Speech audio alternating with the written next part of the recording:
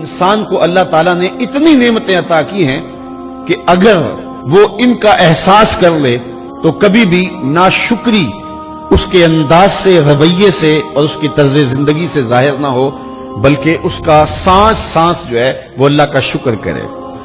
میں کئی دفعہ یہ بات بتا چکا ہوں، میرا ایک ملنے والا ہے، پیر بھائی ہے، تو اس کو مسئلہ کیا ہے کہ یہ جو منہ میں لعاب آتا ہے اس کی مقدار کم ہے۔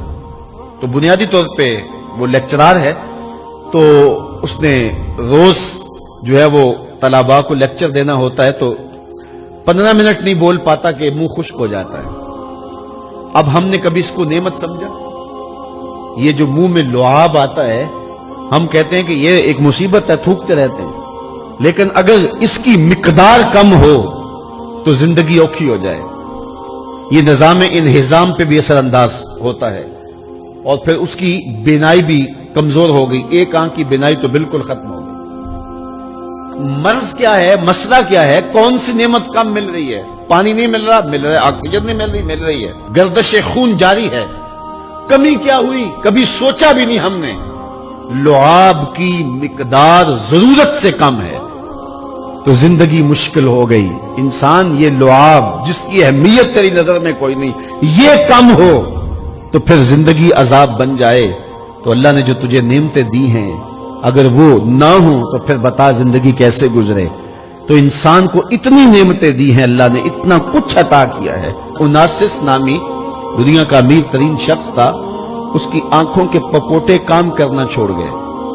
یہ آٹومیٹک سسٹم رب نے لگایا ہوا ہے، ادھر سے تنکا اڑا، ادھر آنکھ بند ہو گئی۔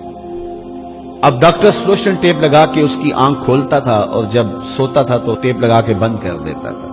کسی نے اس سے پوچھا کہ زندگی کی سب سے بڑی آرزو؟ کہا کاش اپنی آنکھیں اپنی مرضی سے کھول سکوں۔ کہا اس کے لیے کوئی قیمت پیسے دینے پڑے تو کتنے دے گا؟ کہا ساری دولت لگا دوں گا۔ کبھی ہم نے یہ احساس ہوا؟ بہت سارے لوگوں کو آج پتا چلا ہوگا یہ بھی ایک سسٹم ہے، ایسا ہے، رب نے قدرتی لگایا ہوا ہے، اس کا کوئی بل نہیں کبھی آیا۔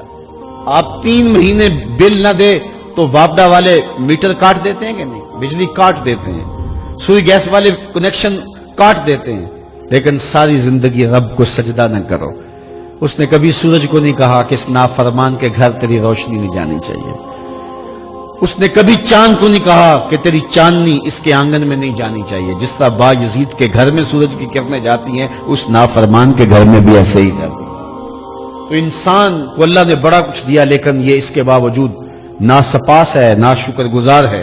تو کہا اس کے لیے کوئی اس کو خارج سے دلیلیں نہیں چاہیے۔ انسان اگر اپنے پہ غور کرے تو انسان کے اندر ہی سب کچھ ہے۔ میں کہاں کھڑا ہوں مجھے پتا ہے، آپ کہاں کھڑے ہیں آپ کو پتا ہے۔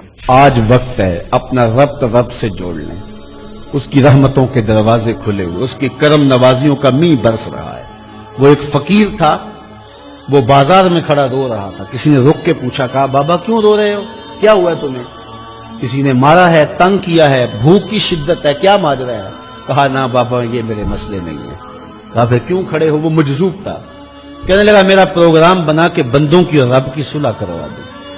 تو کہا پھر کیا ہوا؟ کہا وہ تو مانتے ہیں یہ نہیں مانتے، وہ تو کہتا ہے لے آئے نے میری دہلیز پہ، ایک آنسو سے سارے گناہ معاف کر دوں، لیکن یہ میری سنتے ہی نہیں ہے۔ ایسا پیار ہو گیا دنیا سے، میری بات ہی نہیں سمجھتے۔ میں انہیں سمجھاتا ہوں، آگے سے مجھے پتھر مارتے ہیں۔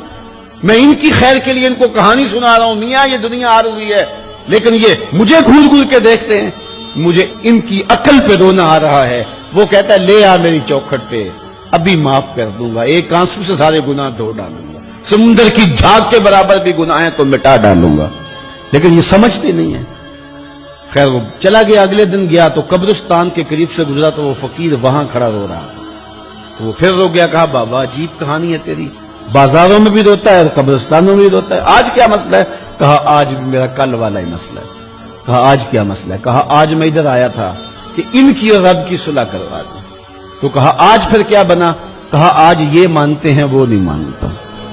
تو قبل اس سے کہ وہ وقت آئے کہ پھر وہ نہ مانے، آج لے ان کی پناہ، آج مدد مانگ ان سے، کل قیامت کو نہ مانیں گے اگر مان گیا۔ تو یہ تھوڑا وقت ہے زندگی کا، اس زندگی کو غنیمت سمجھے